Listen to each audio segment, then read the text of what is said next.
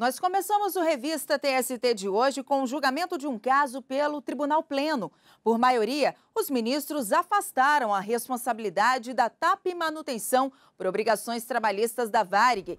E quem tem mais detalhes para a gente é a repórter Gisele Mourão. Olá, Gisele. Olá, Ana. A TAP Manutenção e Engenharia Brasil havia sido condenada solidariamente na condição de sucessora a pagar débitos trabalhistas da Varig Engenharia e Manutenção. Após a condenação, a TAP entrou com embargos na seção 1 de dissídios individuais, pedindo a isenção da responsabilidade com base na Lei de Falências.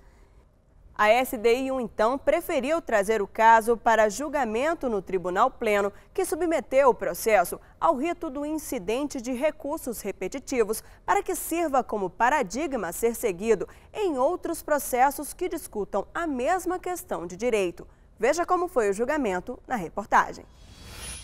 O relator do processo, ministro Guilherme Caputo Bastos, votou pela aplicação da Lei de Falências ao caso. De acordo com o artigo 60, parágrafo único da Lei 11.101 de 2005, o objeto da alienação estará livre de qualquer ônus e não haverá sucessão do arrematante nas obrigações do devedor, inclusive as de natureza tributária. A questão jurídica que ainda causa divergências na jurisprudência escolhendo o Tribunal Superior do Trabalho, diz respeito à possibilidade de afastar da sucessão trabalhista a TAP Manutenção e Engenharia Brasil S.A., empresa que, de fato, não arrematou a unidade produtiva Varig em leilão judicial, sequer participou da referida asta pública, mas que adquiriu empresa da Varig no curso do processo de recuperação judicial.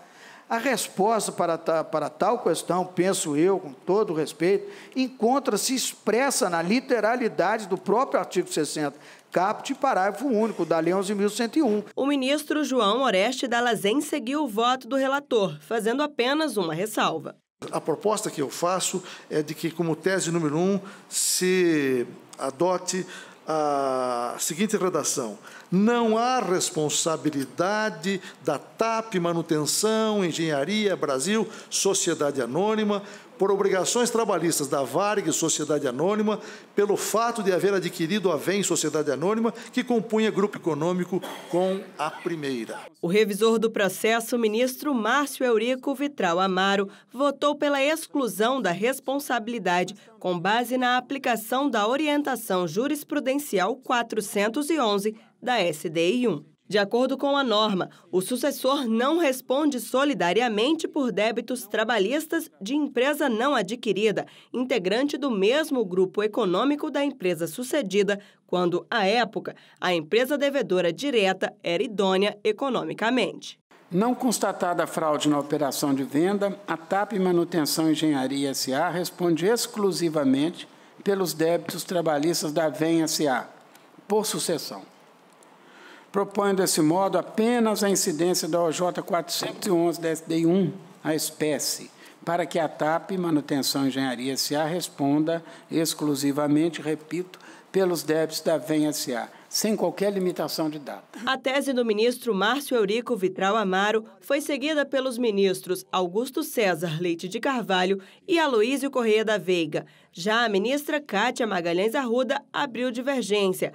Para a ministra, a responsabilidade da TAP deveria ser limitada a novembro de 2005, quando foi aprovado o Plano de Recuperação Judicial. A circunstância do autor jamais ter prestado serviço em favor da TAP é irrelevante, porque a solidariedade decorre da existência do grupo, presumindo a lei que o benefício da mão de obra se dá de forma indireta por todas as empresas pertencentes ao mesmo grupo econômico. No entanto, a maioria dos ministros seguiu o voto do relator, ministro Guilherme Caputo Bastos, para afastar a responsabilidade da TAP por obrigações trabalhistas da Varig. Vejo aqui no voto do ministro Guilherme como deu a interpretação sistêmica ao artigo 60 da Lei 11.101 e, ao mesmo tempo, teve em conta exatamente a segurança jurídica que se precisava dar a compra e que se procurou dar a compra da VEM pela TAP. Com isso, foi aplicada ao caso a Lei de Falências, afastando a responsabilidade da TAP Manutenção por obrigações trabalhistas da Varig. A tese jurídica vai servir de paradigma obrigatório a ser observado nos demais processos em que se discuta a mesma questão de direito.